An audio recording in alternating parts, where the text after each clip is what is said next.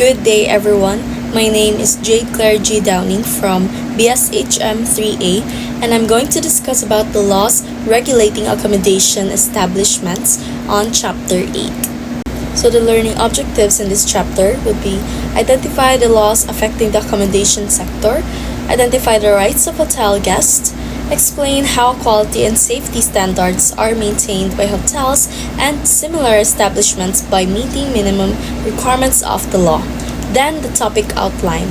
First is nature and description of the business, rules on the operation and management of resorts, motorist hotel, accreditation of accommodation establishments by the Department of Tourism, validity of certificate of accreditation, responsibilities of accommodation establishments, National Building Code of the Philippines, building permits, general requirements of all buildings by use or occupancy, light and ventilation, sanitation, general design and construction requirements, registration of guests and occupants, National Homestay Program, waste management. Nature and description of the business. Business entities engaged in the operation of tourist accommodation establishments may be organized as a single proprietorship, a partnership, or a corporation. So, first is hotel, a building, edifice, or premises, or a completely independent part thereof which is used for regular reception, accommodation, or lodging of travelers and tourists, and the provision of services incidental thereto or for a fee. Then, resorts, any place or places with a pleasant environment and atmosphere conducive to comfort, healthful relaxation and rest, offering food, sleeping accommodation, and recreational facilities to the public for a fee or remuneration. So resorts may be categorized as beach resort located along the seashore, or inland resort located within the town proper or city, or island resort located in natural or man-made island within the internal waters of the Philippine archipelago, or lakeside or riverside resort located along on near the bank of a lake or river, and mountain resort located at or near a mountain of hill and theme parks. Then, tourist inn, a lodging establishment catering to transits which does not meet the minimum requirements of an economy hotel. Then, a partel, any building or edifice containing several independent and furnished or semi-furnished apartments regularly leased to tourists and travelers for dwelling on a more or less long-term basis and offering basic services to its tenants, similar to hotels. So this type of accommodation is sometimes called service apartments. Then, pension house, a private or family-operated tourist boarding house or tourist guest house or tourist lodging house employing non-professional domestic helpers regularly catering to tourists and travelers, containing several independent lettable rooms, providing common facilities such as toilets, bath, room or showers, living and dining rooms and kitchen, and where a combination of board and lodging may be provided. Then, lastly is a motorist hotel or motel. Any structure with several separate units primarily located along the highway with individual or common parking space at which motorists may obtain lodging and in some instances meals. Rules on the operation and management of resorts. So first, sanitation measures shall be adopted in accordance with the standards prescribed under PD 856 Code on Sanitation of the Philippines. Letter B, all resorts shall provide the services of a sufficient number of well-trained lifeguards duly accredited by either the Philippine National Red Cross, the Water Life-Saving Association of the Philippines, or any recognized organization training or promoting safety objectives and adequate security whenever there are guests. Letter C, all resorts shall provide the services of a physician, either on call or on full-time basis, depending on their volume of operation and accessibility to hospitals or medical centers. So, in addition, resorts shall employ adequate first aiders who have completed a course in first aid duly certified by the National Red Cross or any organization accredited by the same. Adequate first aid medicines and necessary life-saving equipment shall be provided within the premises. They shall be placed on a beach or lakeside resort in an adequate number which shall be spread within the area to be determined by the resort owner or keeper as safe for swimming purposes and in compliance with existing government regulations and or local ordinances on the placing of such buoys. So, Letter E, precautionary measures. Then F, prohibited acts and practices. Motorist hotel or motel. Aside from complying with the minimum requirements for the establishment, operation and maintenance of a motel, all motels are required to keep a motel registry book stating the following particulars such as full name, address, then number, date, and place of issue of residence certificate class A or driver's license or passport.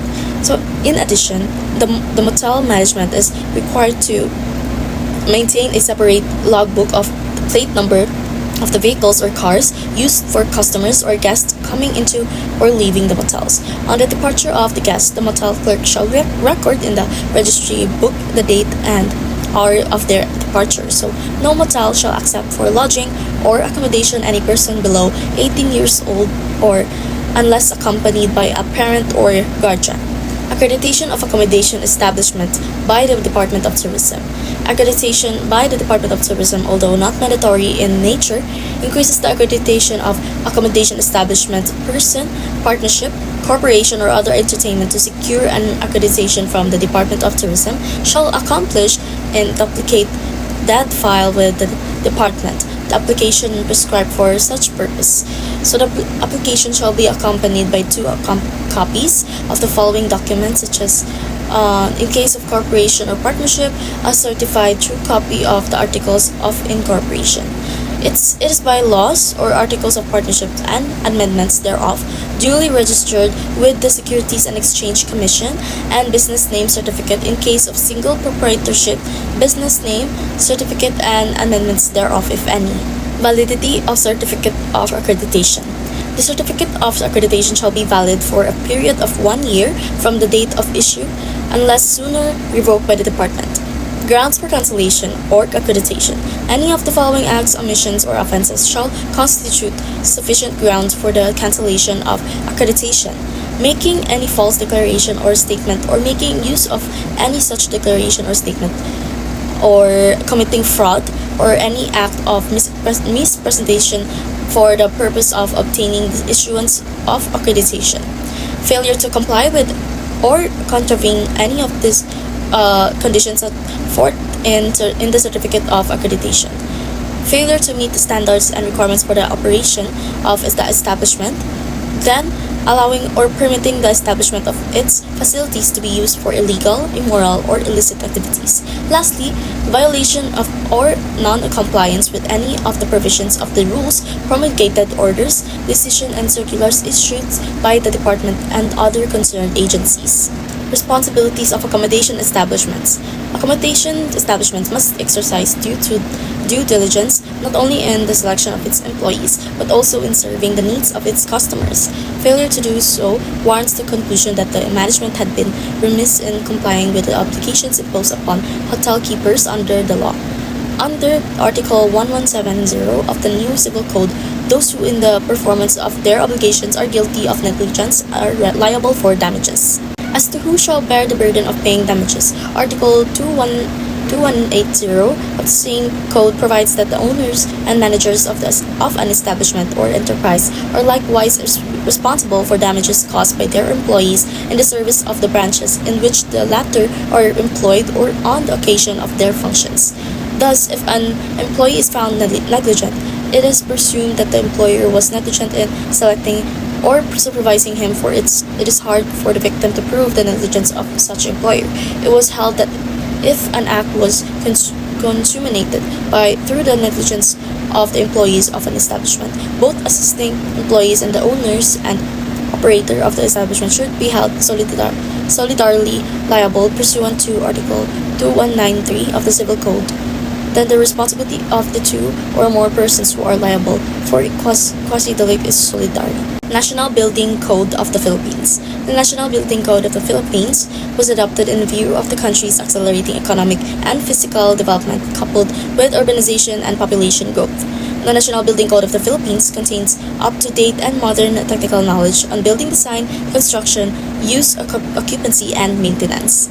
Building permits. No person, firm, or corporation, including any agency or instrumentality of the government, shall erect, construct, alter, repair, move, convert, or demolish any building or structure or cause the same to be done without first obtaining a building permit, therefore, from the building official assigned in the place where the subject building is located or the building work is to be done. So, in order to obtain a building permit, the applicant shall file an application thereof in writing and on the prescribed form with the office of the building official. General requirements of all buildings by use or occupancy. Letter A. General. No building shall be constructed unless it adjoins or has direct access to a public space, yard, or street on at least one of its sides. Letter B. Fire resistance of walls.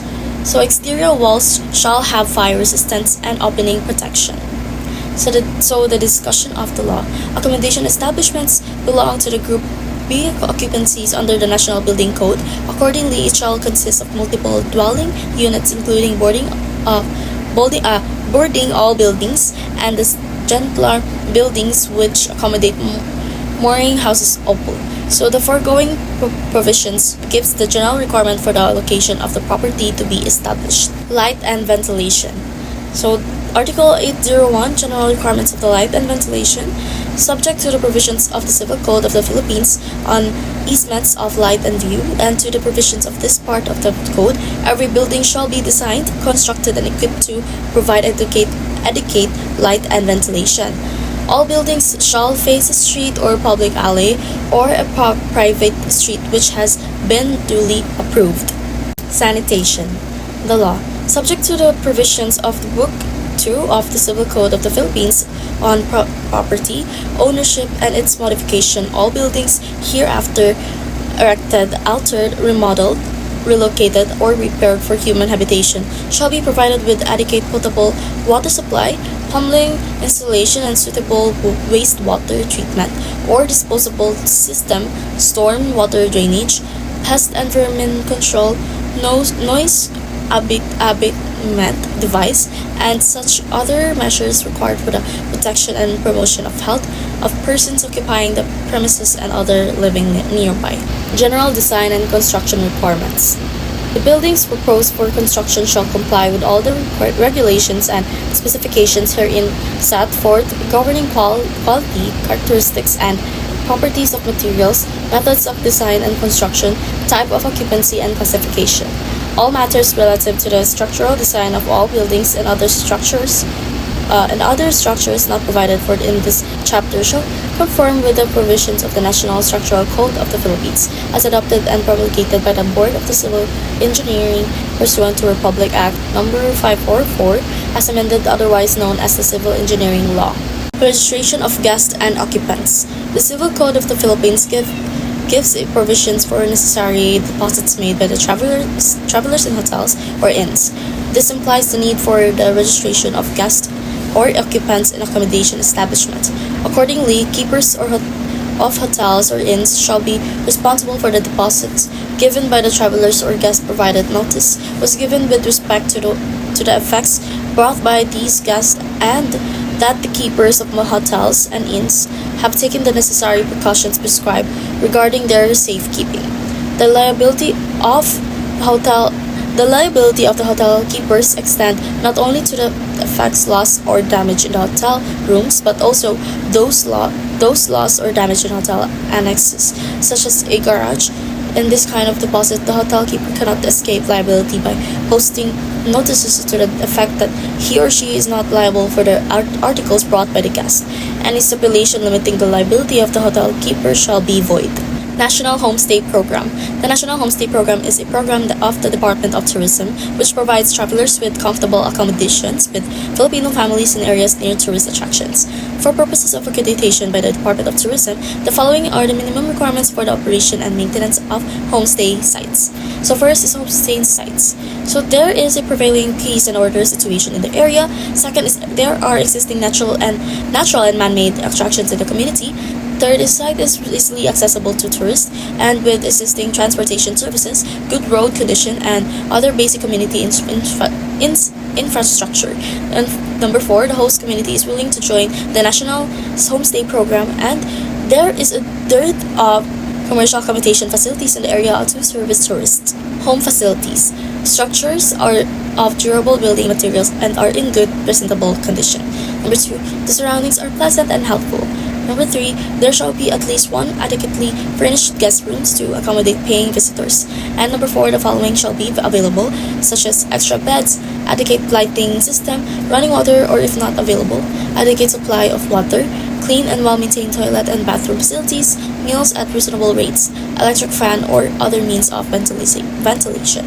Waste management. Under the Presidential Decree Number 1152, also known as the Environmental Code of the Philippines, the dumping or disposal of solid waste into the sea and any body of water in the Philippines, including shorelines and riverbanks, where these wastes are likely to be washed into the water is prohibited and might be a ground for the non-renewal of license to operate within the local government unit concerned.